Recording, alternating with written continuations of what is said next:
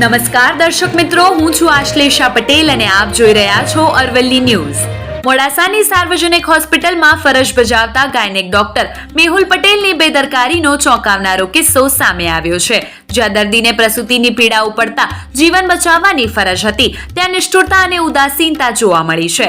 ગત રાત્રે 30 કિલોમીટર દૂરથી પ્રસૂતિ માટે આવેલા દર્દીને પરિવારે વારંવાર ડોક્ટર મેહુલ પટેલને ફોન કર્યા, પણ ફોન ઉપાડવાની જગ્યાએ કોલ અવગણ્યા અને જ્યારે અંતે કોલ ઉપાડ્યો ત્યારે ડોક્ટરે પરિવારજનોને મોબાઈલમાં "હું અહીં નોકરી કરું છું, મારું દવાખાનું નથી, મારી ગણપતિની આરતી ચાલી રહી હતી, તારે જે કરવું હોય તે કરી લે, તું કમ્પ્લેન કરી દે" જેવા નિષ્ઠુર વાક્યો સાંભળીને પરિવારજનો સ્તબ્ધ રહી ગયા હતા. આવો જવાબ આપીને ફરજ પરના ડોક્ટરે માનવતા સાથે મજાક ઉડાવી.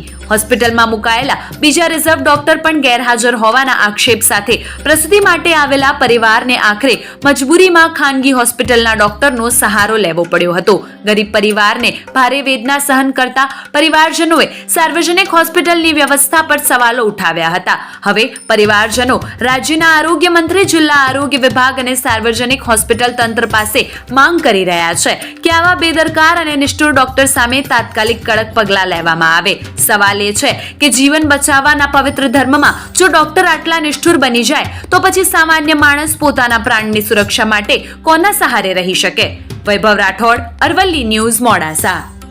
હા, એ હોય તો ત્યાં દાખલ થાવ. હું આઈન પર જોઈ લઉં છું સિસ્ટમ કઈ તો ચેતનભાઈ બોલું યાર, તમે ફોન તો ઉપાડો સાહેબ. પેલા ગેર પ્રસંગ હોય તો ક્યાંથી ઉપાડું પેલા? અરે એકવાર ફોન તો ઉપાડાય તો યાર.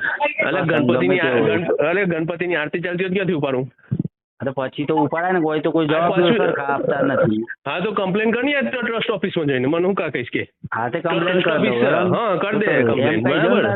હું નોકરી કરું છું પેલા, મારું હોસ્પિટલ નથી જો ખબર. અરે નોકરી કરો છો પણ જવાબ તો કોઈ આપવો પડે ને. હા તો ત્યાં સિસ્ટર હોય ને, સિસ્ટર કહેવાનું ડોક્ટર બોલાવશે યાર. સિસ્ટર તો કોઈ જવાબ સરખો આપતા નથી. હા જા ફરી જા મળવા જા ત્યાં.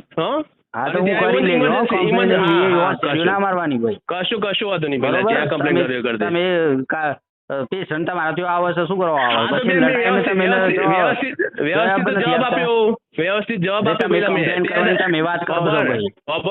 મેં જવાબ હરખો જ આપ્યો તો પેલા ભાઈ ને, બરાબર. શું કહ્યું? કમ્પ્લેન કરી દે એટલે હું તને સંતોષ ના હોય તો કમ્પ્લેન તો કરવી પડે ને પેલા. હે સંતોષ ના હોય તો તારે કમ્પ્લેન કરવી પડશે ને. એટલે પેશન્ટ ને કોઈ થાય પછી કરું ને. સિસ્ટર ને જવાબ ના આપ્યો સિસ્ટરે તો ત્યાં જઈને કમ્પ્લેન કરો ઓફિસમાં જઈને. તો